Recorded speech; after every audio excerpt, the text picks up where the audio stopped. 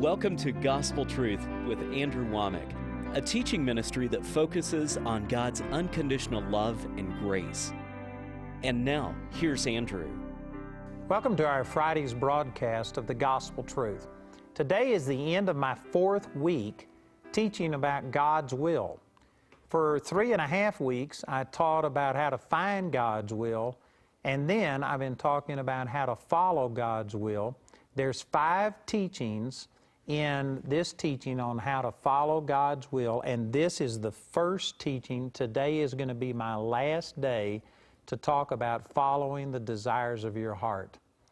And this is really a powerful truth. I've tried to emphasize this, that because it's so simple, that a lot of people think it's got to be more complicated than this. But this really is how simple it is. Psalms chapter 37, verse 4 says, "Delight yourself in the Lord, and He will give you the desires of your heart." Now that needs some explanation, and that's what I've been doing. I'm not going to go back through all of this, but it's saying you have to delight yourself in the Lord. You can't just follow the desires of your heart if you aren't truly sold out to God and committed to God with your whole heart.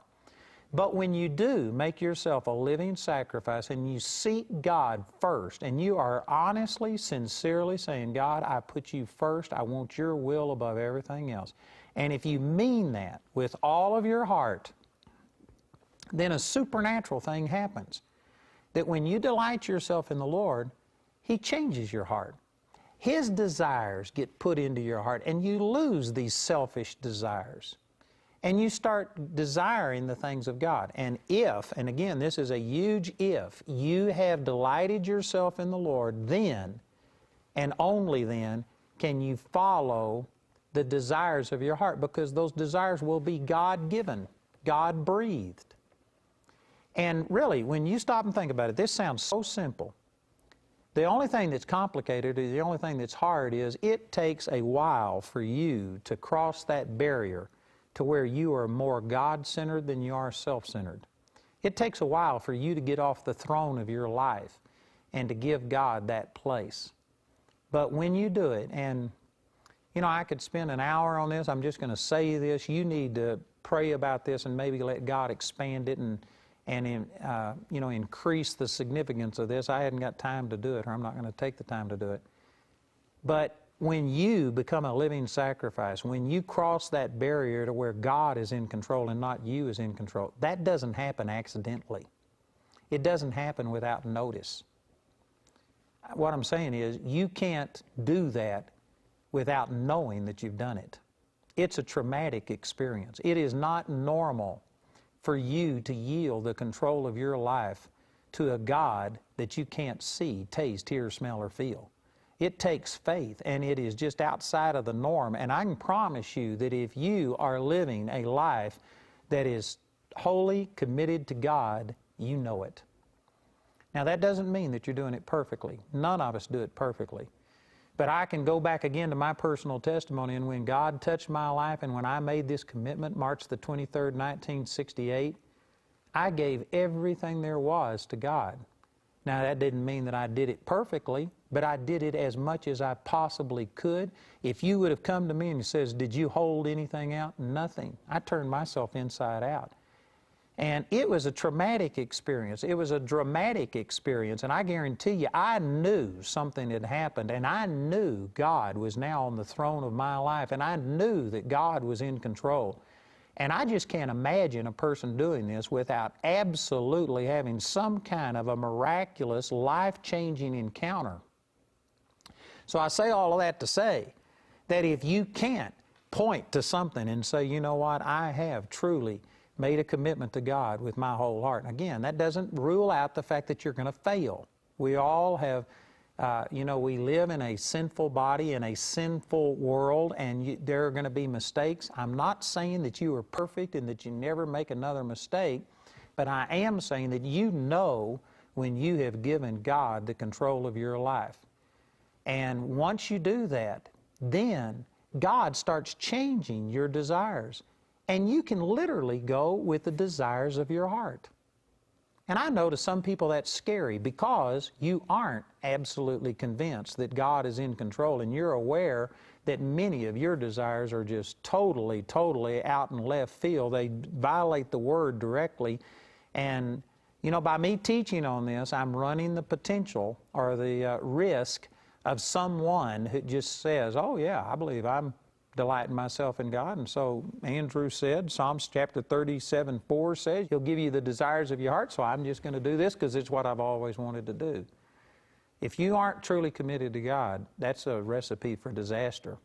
But when you do commit your life to God, it makes a huge difference, and God starts changing the desires of your heart.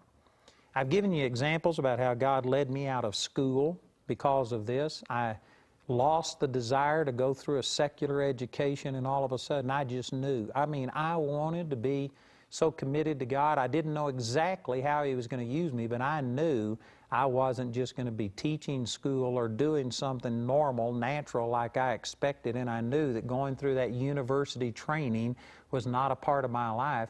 And I mean, God helped me to make one of the most important decisions of my life within 2 or 3 weeks after I had this miraculous encounter where I made Jesus the absolute Lord of my life, and I made myself a living sacrifice. And instantly my life began to change. And since then, I've made thousands and thousands and thousands of decisions primarily based on God, I put you first. What is your will? I seek Him. And God just gives me His desires. He puts His desire in my heart. I could list hundreds of them probably, but you know, I was on radio because I have always, even before I had this experience and I committed myself to the Lord, I'd be driving down the road and I'd hear a radio preacher, and I would think, you know, if I ever go on radio, I'm going to do this and I'm going to do that. And I selected the song from the 2nd chapter of Acts, that musical group, the one about Hear the Bells Ringing. We were talking about that earlier with my camera crew. And I knew back when I was a teenager that someday I wanted to have a radio program and tell people about God, and I knew what song I'd use, and I knew all of these things. And it was just a desire that I had in my heart. And then lo and behold, here I've been on radio since 1976 on a daily basis and been ministering constantly. And I had this desire for radio, and I felt like that someday I would be on television. And I had been on a guest on other people's television programs. I've got as many as 1,000 requests in one day to a teaching that I did as a guest on other people's shows. And there was an anointing there, and I had a lot of people tell me, and I knew that someday I'd be on television, but you know what? I just had no desire for it because I knew it was going to be expensive. I knew that it could make or break the ministry. I knew there's just a lot involved in it, and you know, just a lot of things. And so because of it, I could see it coming, but I had no desire for it. And then in the summer of 1998, God spoke some things to me, and I could see myself on television, and it's like my desires just switched like 180 degrees. One week, if you would have asked me, are you going to go on television, I would have said sometime, probably, but not now. It's just not time. And then, I mean, in 1 week's time, my heart changed to where all of a sudden, instead of desiring not to be on television, I had a burning passion on the inside of me to go on television. I sat down and I basically drew out this set. It wasn't the exact same thing, but it was the same style. It had exposed wood beams and flagstone and all of these things that you see. I had this exact idea. I knew that I wasn't going to be standing in a three-piece suit and walking and preaching like other people, but I was just going to be sitting down and talking to you just like we were in your living room.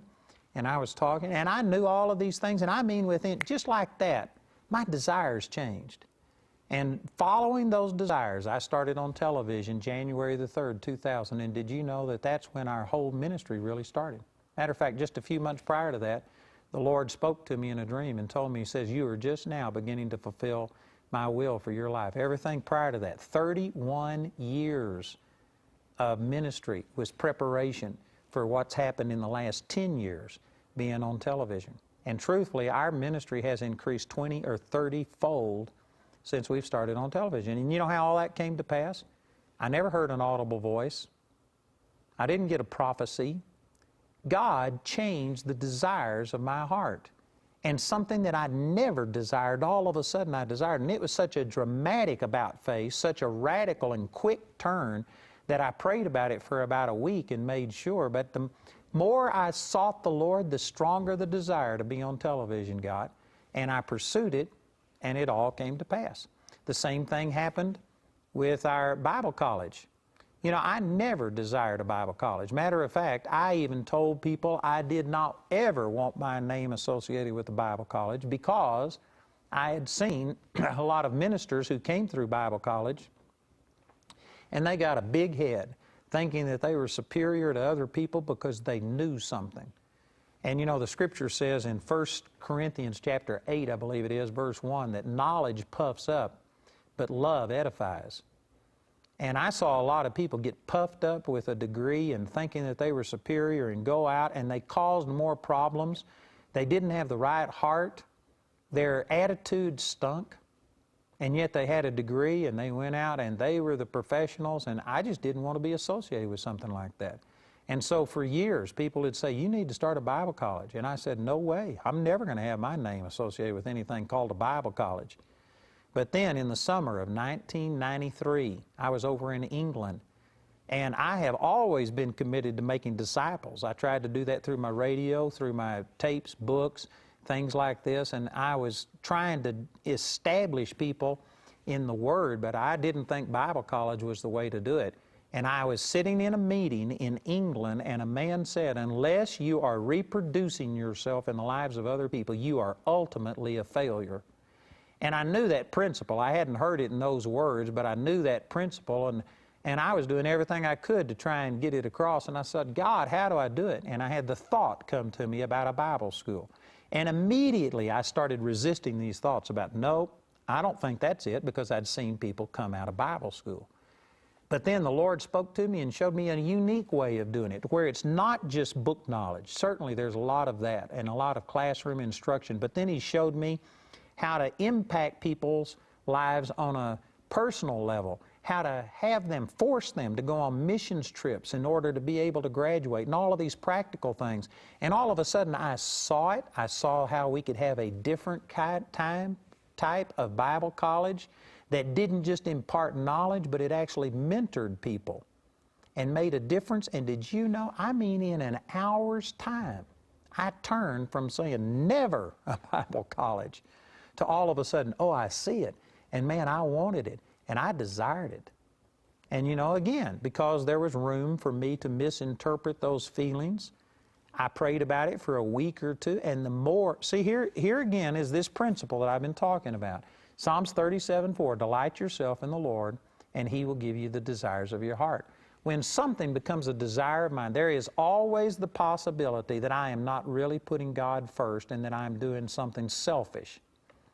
And so how do you discern whether it's really the spirit man that is desiring this or if it's the carnal self? I go back and I just delight myself in the Lord. I make sure that I'm focused on the Lord. I will fast. I'll pray. I'll cut off every other thing. I'll get away from people. I'll stop my normal routine. And I will focus my mind and my heart and my seeking on the Lord stronger than I normally do. And the more I get into the presence of the Lord, the more I delight myself in the Lord. If that desire increases, then you know what? It's because that desire is coming from God.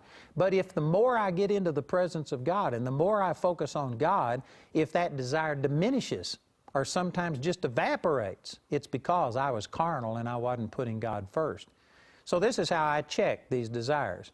When the Lord gave me this desire, all of a sudden I saw a Bible college that could be different and that could mentor instead of just give information. I prayed about it for 2 or 3 weeks, and the more I prayed about it, the stronger it got, and the more I got into delighting myself in the Lord, the stronger the desires got. You know what? I went ahead and started our Charis Bible College based on nothing but these desires of my heart. It was so radical. For 20, 30 years, I'd been going this direction saying, no, never a Bible school. And all of a sudden, boom, I was in the other direction, and I was just desiring it so much, and the more I sought God, the stronger the desire got. I knew that that wasn't normal. It wasn't natural. For 20 years, nothing had ever moved me. And all of a sudden, man, my heart just changed like that. And you know what? I recognize that that's God speaking to me. And I began to follow the desires of my heart. And we started Charis Bible College in 1994. And we've now graduated thousands of students. We have about, by the time you'll be seeing this, we probably have 400 plus in the school here in Colorado Springs, about 1,000 people taking the Bible school in all of our 15 different locations worldwide, 1,000 people doing it by online Bible study or correspondence.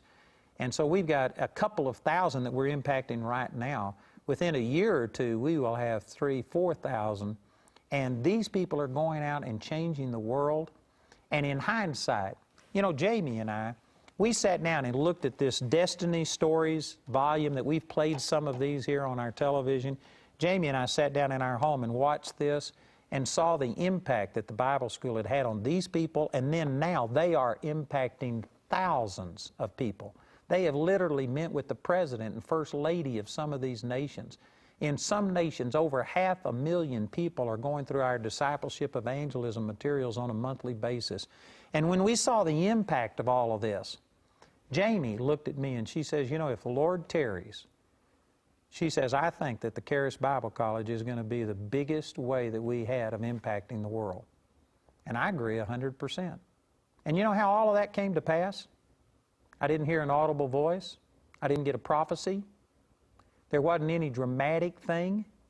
It was me seeking God, and God put the desire for a Bible college in there, and I followed it, and I can truthfully say that there hasn't been supernatural audible voices, any of the things miraculous. I didn't see an angel. I didn't have something float down from heaven. I hadn't even had anybody prophesy to me about this. And yet, I believe that anybody who was close enough to our ministry to look at it and evaluate it would say that this Bible college is changing people's lives at a deeper level, to a greater degree than anything I've ever done. And you know how it all started? By me just delighting myself in the Lord, and He gave me the desires of my heart. I know that some of you this is nearly too good to be true, and you think, well, there's nothing to that. Well, the thing that is hard is just making yourself that living sacrifice, making sure that you are delighting yourself in God more than you are other things. And you can't do that without effort. It takes effort to put God first in your life. You have to turn off some other things and turn on God. But you know what? It's well worth the effort. And really, if you just put the effort into knowing God, having a relationship with Him, keeping your heart and your mind stayed on Him, and not let other things come in and choke the time that you should be spending with the Lord. You just stay in the Word. You stay in fellowship with God. And if you do that, then the rest of the Christian life, really, it just follows automatically. He gives you the desires of your heart.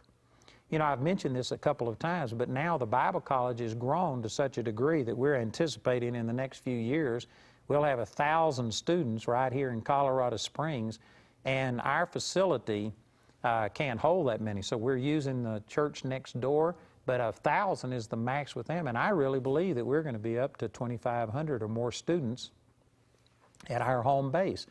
And so based on that, we had to make some decisions. And you know, this is something that is just fresh with me. But when I got turned on to the Lord in 1968, I mean immediately, within a month, I was driving through the country and looking at these estates and big old houses and large pieces of property and thinking, man, someday I'd like to have a place to where we could build something that is dedicated to the glory of God. We could have conventions and conferences and people coming in and people's lives being changed. And you know, I wished I had about 2-3 hours to explain this to you. It's hard for me to communicate this because most people don't think this way. But I, over the last 42 years, have driven by tens of thousands of places for sale, and I never saw a for sale sign that I didn't think, man, I wonder if that could be something that we could use to draw people in and to minister the gospel and to train people. And I've had this in my heart forever. 15 or 20 years ago, I lost 2 or 3 nights' sleep in 1 week when I just got so excited. I drew plans and pictures of what the auditorium would look like and all of these kind of things. And it has occupied me to such a degree that I have been bothered by it, really. And I've prayed and asked God to take it away. And it's a long story, but last year, as we were deciding that we've got to do something to accommodate this growth, and we were contemplating just spreading the ministry out into one building and the Bible college into another building and all of these different things, I was willing to let this desire that I've had in my heart go because it seemed impractical. And I was willing to let it go. And long story, but God, just in a sense, hemmed us in to where we would have had to have paid a minimum of $20 million for land here in Colorado Springs. And that's bare land, nothing on it. And then we would have had to have built, and that was just for a minimal amount of land that everything would have been crowded. And while we were contemplating that, God dumped in our lap a 157-acre parcel of land with nearly a $3 million lodge on it and gave us all of that for $4 million. So it would have been $20 million for bare land versus $4 million for something with a $3 million lodge on it and the most beautiful views, and would accommodate every desire and everything that I've had for the last 42 years. It's like somebody asked Jamie, says, do you think that that's God? And she says, we would have had to have backslid on God to keep from doing this. And I'm saying all of this to say that, you know, one of the ways that I know that this is God that's directing, and you could look at the finances, and I mean, we paid 1/4 or 1/5 what it would have cost for something that was less potential. And there's a lot of things. You could look at it in just the physical, the natural realm. You could look at circumstance. You could look at a lot of things. But you know the number one thing to me? This has been a desire of my heart for 42 years, and I couldn't figure out why. It didn't make sense, especially 42 years ago when there were thousands and thousands of people staying away from my meetings. Man, I mean, we struggled, and there was times that it looked like we weren't going to make it through the week. We weren't even eating, and yet I was out dreaming about having a conference center and a place where I could train up people and disciple them to go change the world. And now that it's come to pass, I can look back and see that, you know what, I've delighted myself in the Lord, and God has given me the desires of my heart. This is just a principle of God. It's how you follow God's will. Make God first. Be willing to do anything and literally get off the throne of your life and let God sit in that position. And God, I'll go anywhere. I'll do anything.